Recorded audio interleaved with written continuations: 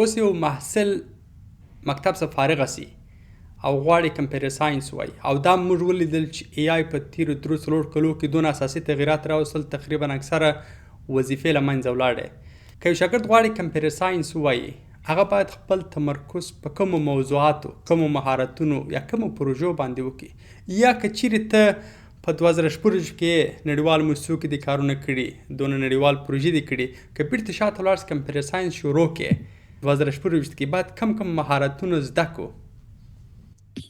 او دا ډېر مهم سوال ده. نو ځکه له سره شروع وکم نو اوس خو موږ وخت کې چې مهم شی وو چې موږ نه به ډېر وخت ضایع کوو، ډېر انرژي به استعمالوو چې موږ به د کوډنګ زده کوو، د هغې ساینټکس به هم زده کوو، یو لینګویج به هم چې زده کوو چې په دغه لینګویج کې بلټ ان څومره فنکشن دي، دا څنګه کار کوي کنه. د هر یو هغه لپاره خاص سپیسیفیک پرابلم لپاره خاص لایبرریانې وي، هغه به امپورټ کولې. دا شنونه اوسنی معاصرین خلاص دي. اوسنی معاصرین ته پکار ده چې دوی صرف هغه د اول خو د پروګرامینګ فانډامنټلز د کې چې کنټرول سټیټمنټ دی، لوپس دی، ابجیکټ اورینټډ پروګرامینګ دا شنه زده کوي. ورپسې یو څو فریم ورک مطلب مهمه نه ده چې دوی ساینټکس ته ورننوځي چې څنګه لیکل کیږي، کوم فنکشن باید ذکر کړم. براډلی باید دوی په هغه باندې پوهي چې لوپس ولې کارول کیږي، ابجیکټ اورینټډ ولې کارول کیږي، دا شنو ور کارول کیږي. هغه نه وروسته کله وړاندې راشي باید ډیټا سټرکچر باندې پوي سي. په د کمپیوټر ساينس هغه کوم فانډامنټل شنو دي چې هغه ډي بي ام اس باندې پوي شي. اپریټینګ سیستم باید پیژني چې اپریټینګ سیستم څنګه کار کوي. ارکیټیکچر باندې باید پوي سي، مختلف ډیزاین پیټرن باندې باید پوي سي چې مختلف ډیزاین پیټرن مختلف پرابلمونو باندې څنګه کار کوي. نو دا هغه بنیادی شونه دي چې دا او پیژني. هغه نه وروسته باید د ای آی لیټریسي باندې پوي سي چې ای آی کې څه شي دي. مثلا دا ای آی لیټریسي دا معنی چې پرومپټ انجینیرینګ څه شي شو، څومره ټولز په مارکیټ کې اویلیبل دي چې زدا خپل کوډینګ بیا په وکما. نور خو زه پوهیږم فانډامنټل باندې پوهیږم، ډیزاین پیټرن باندې پوهیږم، ارکیټیکچر باندې پوهیږم، کمپلیکس سیستمونه هم ډیزاین کوي سم. هغه یوازینی مشکل چې خخت دي یا کوډینګ دا غلطه بل څوک کوي. نو ته چې دا ټول آیډیا ولري، ای آی لیټریسي ولري، دا ډیر مهم شي.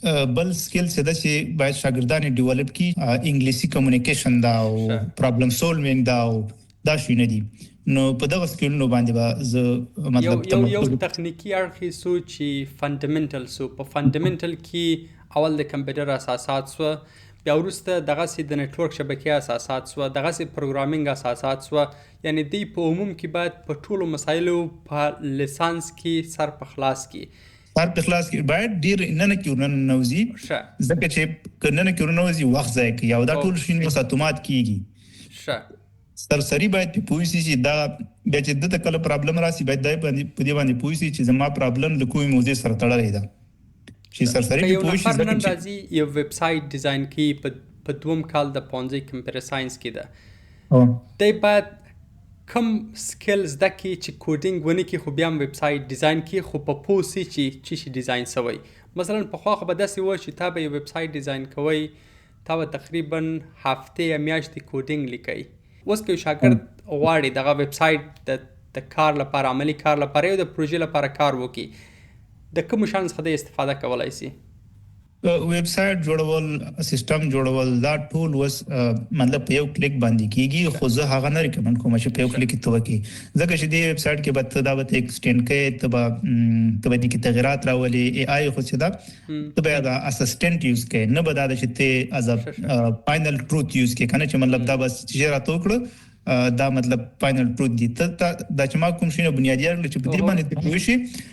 نور ته پوهیږي چې زه یو پروجیکټ باندې کار کوم، د ویب سایټ مطلب هغه ډومین دا ده، زه باید ډیزاینینګ ای آی لیټریسي باید تا معلومي او اپډیټډ ټولز په مارکیټ کې دا معلومي چې د ډیزاین لپاره فار ایگزامپل زه ګوګل سټیچ یوز کوم، بیا کوډینګ لپاره زه باید کلاډي یوز کوم یا کوډکس یوز کوم. نو هغه چې په یو پرامپټ باندې ته کولای شي چې ویب سایټ ډیزاین کې. خو هغه چې ډیزاین که هغه بیا موډیفیکیشن غواړي، ایکسټینډیبিলিټي غواړي، چې هغه باید تغیرات غواړي، دی هغه چې کوم یوزر ریکوایرمنټس دی هغه ته برابر کړي. نو هغه فانډامنټل چې کوي ته بیا مختلفې نقطې سره کنیکټ کوي چې نیکسټ بیا مطلب ای آی ته څه شي وایم سي هغه مطلب ماته دا ویب سایټ مکمل کی. نو فندامنټل د چیز دی کولای شي کنه وس په دې وخت کې اکثره چې کمپیوټر ساينس چا ویلې نو دا ټول شي نه کولای شي دی آی په توګه باندې